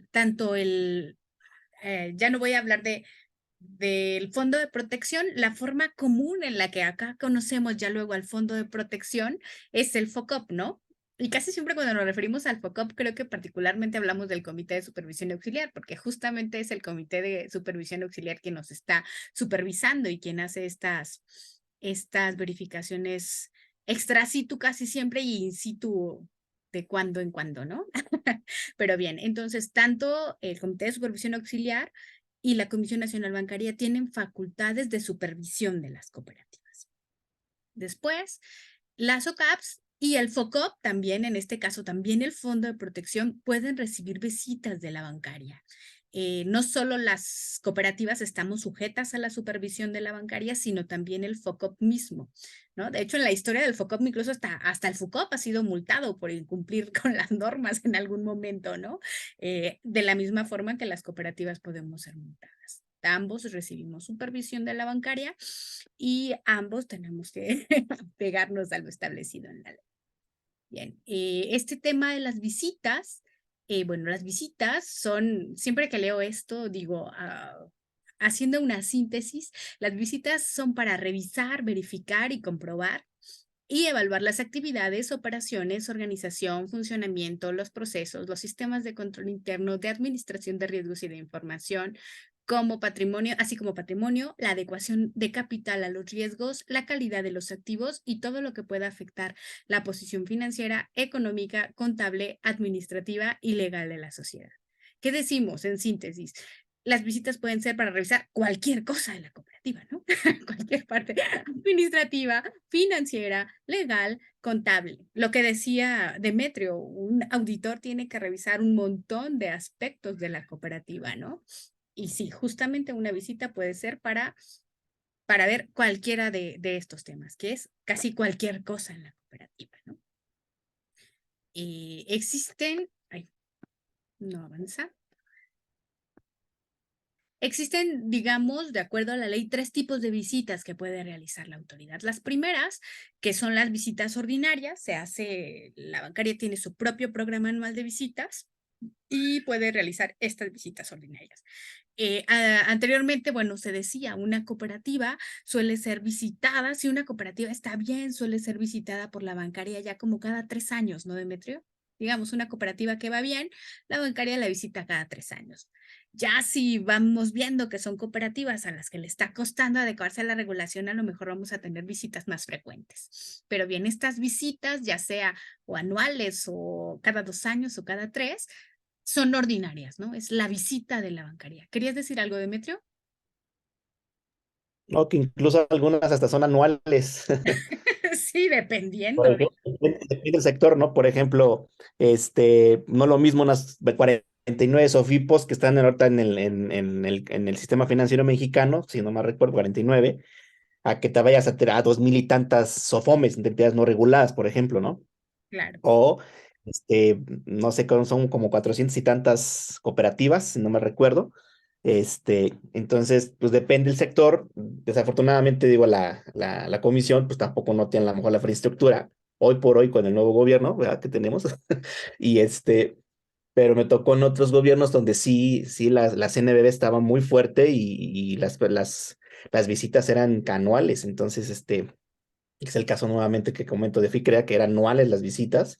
Y y bueno, en algunas otras a lo mejor, como tú dices, cada 3 años, ¿no? Dependiendo cómo está el sector y cómo estaban también, en este caso, la situación de cada una en especial. claro. Bien, entonces este calendario, digamos, anual o bien, ¿no? Bueno, estas son las visitas ordinarias. Pero luego puede haber otras visitas, que son visitas especiales. ¿Y ahí qué tiene que ver? Bueno, si es la cooperativa está mandando información y ya comienza la autoridad a ver irregularidades o no consistencias en la información, pues estas visitas pueden programar estas visitas especiales, ¿no? Para examinar y corregir situaciones especiales, dar seguimiento a resultados, para darle seguimiento a cambios en la situación de la sociedad. Estas podrían ser visitas especiales. Luego vienen otras visitas que se podrían hacer, que son visitas de investigación. Y estas son visitas que se harían en caso de que la autoridad tuviera indicios de que la cooperativa está realizando cosas que contravengan la ley. Entonces puede haber estos 3 tipos de visitas a las cooperativas. ¿Alguna duda con esto? Muy bien. Ok, decimos que el FOCOP, las funciones del FOCOP van a ser establecidas por la Comisión Nacional Bancaria a través de disposiciones de carácter general. Digamos que no es el FOCOP no es el comité técnico, por más que el comité técnico sea la autoridad en el FOCOP, no es el comité técnico el que va a decir, pues nosotros vamos a hacer esto y esto y esto. No. Las funciones del FOCOP están establecidas en la ley y están establecidas por la Comisión Nacional Bancaria y de Valores, ¿no? Una de las cosas que menciona la ley es que este FOCOP o este Comité de Supervisión Auxiliar tiene prohibido, digamos, o la autoridad no puede darle facultades coercitivas al FOCOP en contra de las sociedades. Una sanción, el sacar a un consejero, el dictar alguna medida así como correctiva, no lo puede hacer el FOCOP. El FOCOP solamente es un comité auxiliar que puede, bueno, sí te puede hacer visitas, sí te puede hacer observaciones, pero no puede sancionar, no puede ejercer coerción sobre las cooperativas. Ellos siempre cuando vean algo tendrían que informarlo a la Comisión Nacional Bancaria y la Comisión Nacional Bancaria tendría que seguir sus procesos internos para poder realizar algún acto coercitivo contra cualquier entidad financiera, incluida una SOCAM, ¿no? ¿Sí queda claro? Digo, porque a veces también hay cooperativas que le tienen mucho miedo al FOCOP, así, y nos van a hacer y no. O sea, no digo que no tengan que atender las observaciones del FOCOP como alguien que les quiere ayudar, pero tampoco tenemos que tenerle miedo al FOCOP en ese sentido, ¿no? Son un organismo que se supone que es del propio sector y que está ahí para ayudar a las cooperativas con el cumplimiento normal. ¿Alguna duda de esto? ¿No? Bueno, vamos a ver cómo la bancaria, lo que sí puede ir haciendo, pero ya la bancaria es ver si se puede, si con base en la información que va teniendo, se presume que están incumpliendo con algunas cosas, puede solicitar a la bancaria, por ejemplo, convocar una asamblea donde se informe a los socios acerca de la gestión y del control interno. Puedes solicitar a las cooperativas adecuaciones del sistema contable y de la forma en que están integrando la información financiera. En caso de que se presuma que hay algún consejero que no está actuando debidamente, también puede pedir informes particulares de determinados consejeros o de determinados funcionarios, ¿no? Esto está dentro de las facultades que tendría la bancaria. Y después, bueno, la Junta de Gobierno de la Comisión, así lo establece la ley, incluso podría ordenar la remoción de miembros de los consejos de administración, vigilancia, directores, gerentes generales, auditores externos o miembros del comité de crédito, primero en caso de que no cumplan los requisitos establecidos por las bases constitutivas, o bien también si hay evidencia de que están actuando en contra de la ley y de la salud financiera de la cooperativa, ¿no? Podría removerlos, pero también en algunos casos podrían incluso inhabilitarlos, ¿no? Podrían suspenderlos de sus funciones y ya como medidas más graves se podrían inhabilitar para que no puedan tener estos cargos en ninguna otra organización del sistema financiero mexicano. ¿Sí? ¿Alguna duda de esto?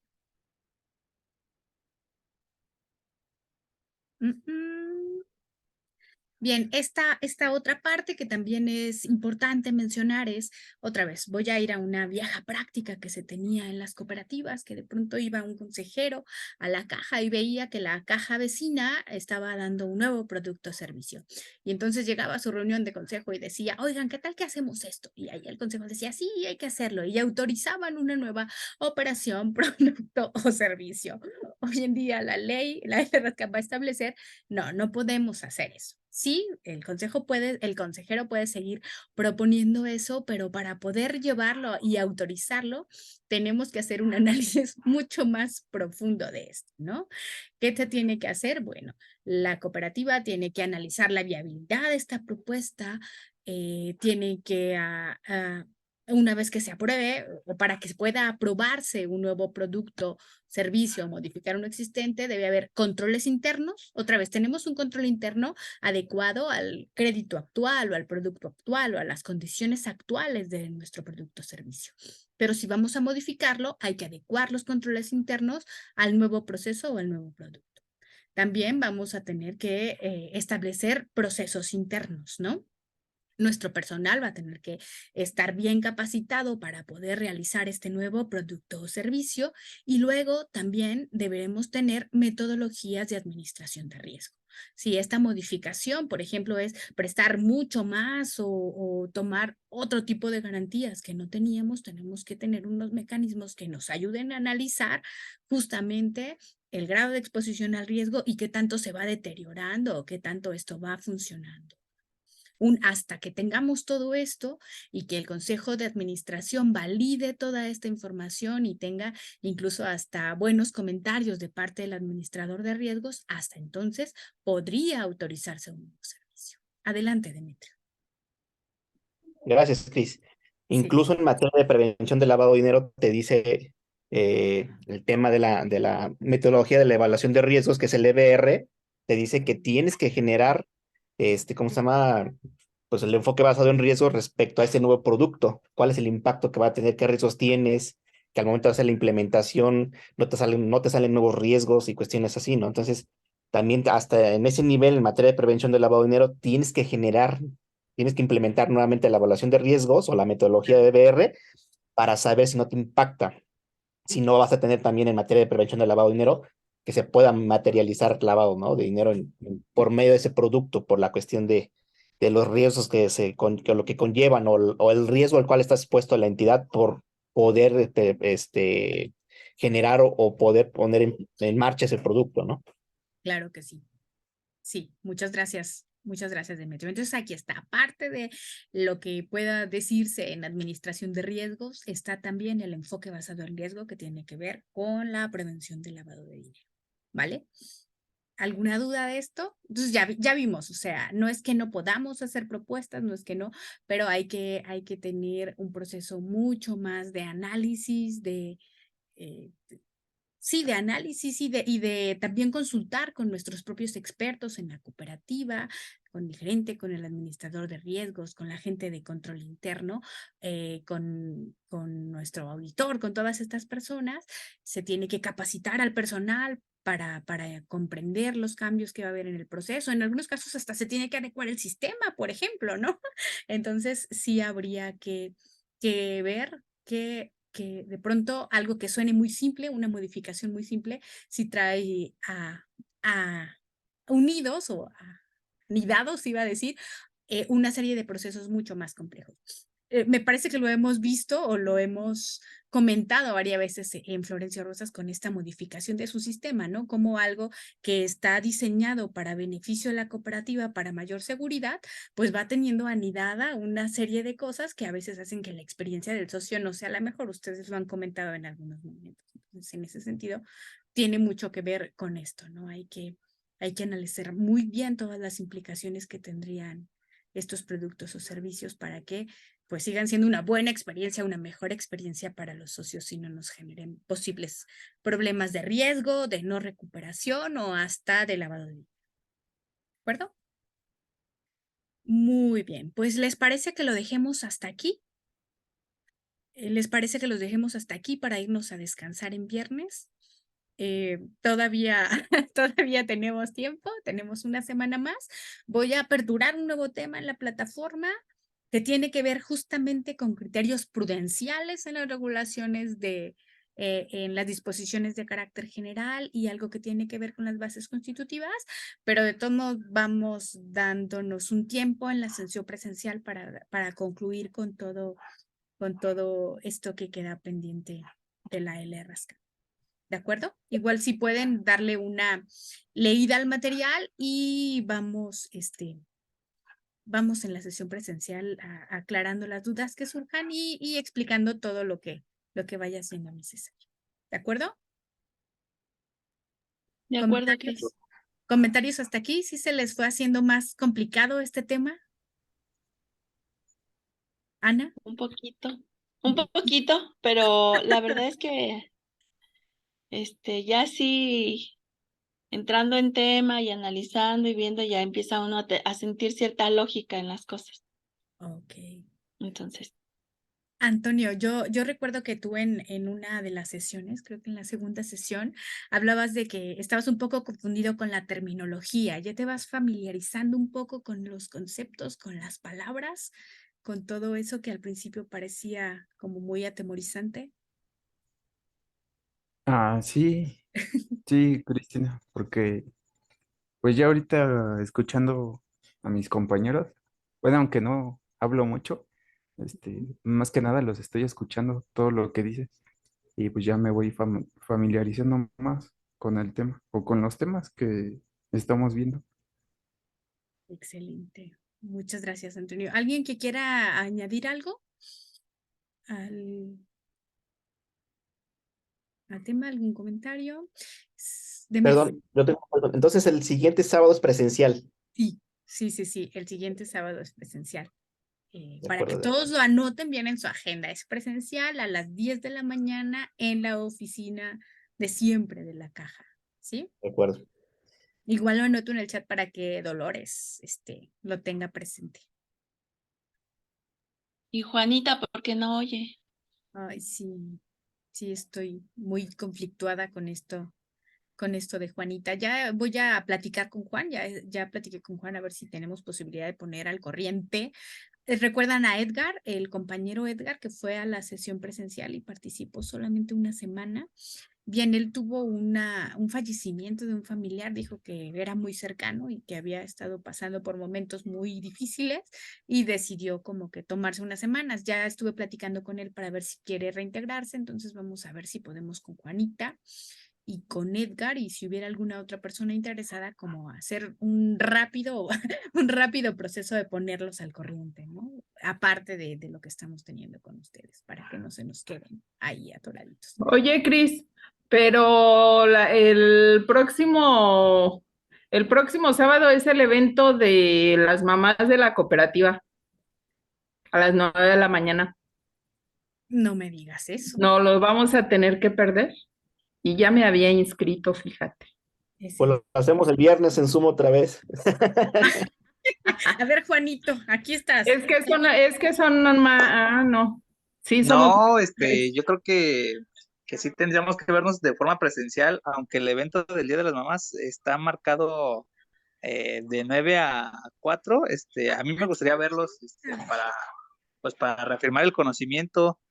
Digo, lo importante era las asambleas, ¿no? Y no hago menos mi evento del Día de la Mamá, pero sí me Nos gustaría llevan ver. nuestro regalo, Juanito. ¿Les parece bien si después del curso nos vamos a directo a la deportiva? No, No. no, ya no, mejor nos llevan nuestro regalo al curso. ¿Qué te parece? Bueno, vemos qué les puedo hacer para ustedes, Órale. mamás, que estén ahí como aspirantes a consejeros. Órale. Sí, eso me parece mejor. Ok, van a tener Pero su entonces fiesta sí nos Para ya no vemos ir ni el por mi 6. boleto. Entonces nos vemos presencial y van a tener su fiesta particular patrocinada por Juanito, ¿ya vieron? Ok. Pues vale, Perfecto. si no tuvieran Nos otro vemos el sábado. Si no tuvieran otro Sí. comentario, entonces pues voy a ir habilitando lo que está en la plataforma y nos vemos ya la semana entrante. Esta vez no va a haber trabajo en equipo, va a haber un trabajo individual que tiene que ver con las bases constitutivas. Es solamente un checklist. Cuando uno va a la escuela te dicen, es como un control de lectura. Ni siquiera es que tengas que leerlo todo, pero sí tienes que ir viendo como los temas y vamos a tener que ir completando un checklist respecto a lo que contienen las bases constitutivas para que ustedes tengan como una idea general de todo lo que está ahí, porque vamos a abordar un poco el tema de la normatividad interna, ¿no? Entonces va a ser una tarea individual, ya terminaremos de ver todo lo que tengamos atrasado y analizaremos esa parte en la sesión presencial, ¿vale? Que tengan bonito fin de semana largo y también una bonita semana y nos vemos el sábado. Gracias, igual. Gracias. Tú también, Cris. Que Bonito descansen, fin a buenas todos. Nos vemos. Adiós. Cuídense. Bye. Bye bye. Bye bye.